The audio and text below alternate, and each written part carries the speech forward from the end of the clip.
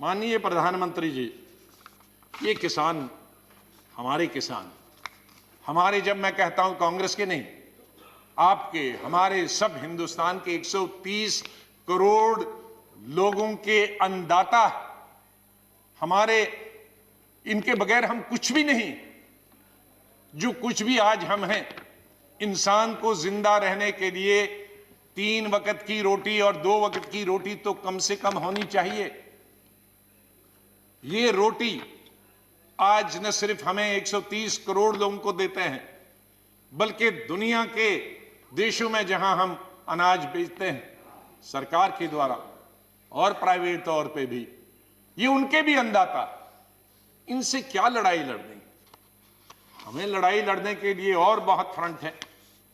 हमारी बॉर्डर पे जो दुश्मन खड़ा है, पाकिस्तान है, चीन है, हम मिलके उनका लड़ाई करेंगे। हम आपके साथ, बिल्कुल बिल्कुल साथ है, पूरा देश साथ है, हमारी पार्टी साथ।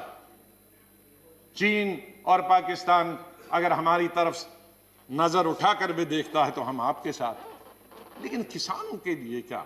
ये बेचारा मुश्किल से पहले मुगलों के जमाने में, फिर अंग्रेजों के जमाने में, फिर लैंडलॉर्ड्स के जमाने में, फिर मनी लॉन्ड्रिंग करने वाले के, अब आपको मालूम है ये भरता जो हुई है, या किसानों में सेल्फ सफिशिएंसी आई है, ये सिर्फ कांग्रेस के वक्त में आई है। उसमें मत जाइए, मैं अगर फिर गिनूंगा फिर बहुत 1 घंटा और लगेगा, मैं टाइम उसमें नहीं लेना।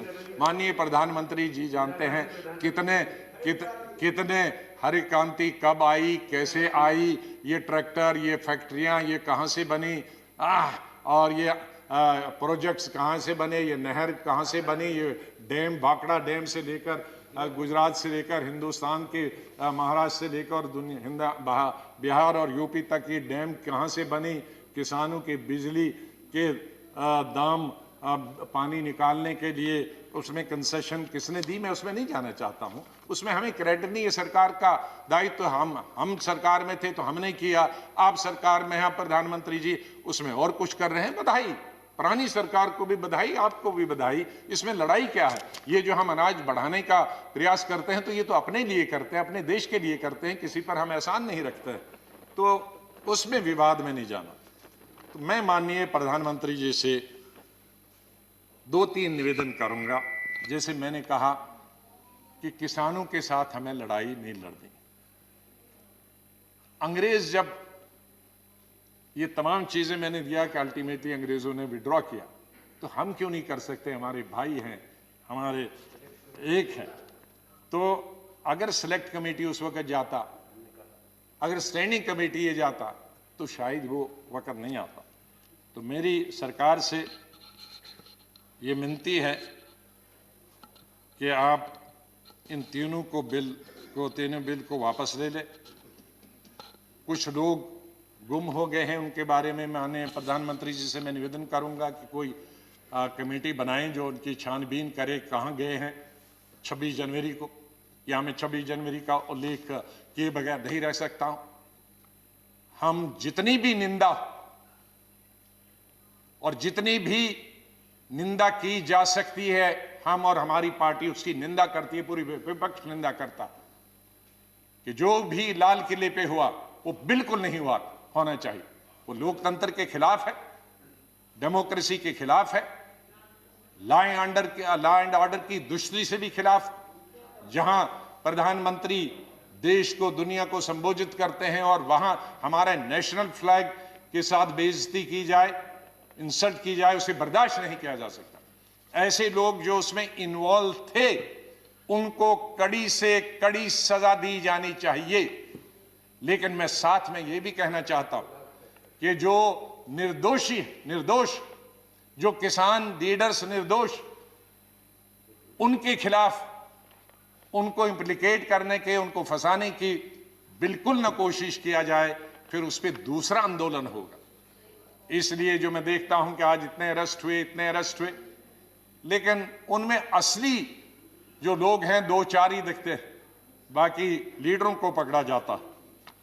तो मेरी ये निवेदन है। और इसी से जुड़े हुए कुछ हमारे पत्रकारों को और एक मेंबर शशि तरूर जी को भी उनके देशद्रोही के केस बनाए गए हैं। एक इंसान जो फॉरेन मिनिस्टर रहा, फॉरेन मिनिस्टर ऑफ स्टेट रहा, भारत का नेतृत्व विश्व में करता, वो कैसे देशद्रोही हो सकता?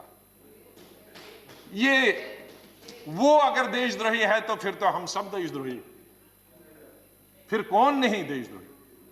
कैसे हम एक मेंबर ऑफ पार्लियामेंट जो लोगों ने लोकसभा में चुन के आता, जो देश का नेतृत्व विदेश में करे, उसको हम देशद्रोही कहेंगे?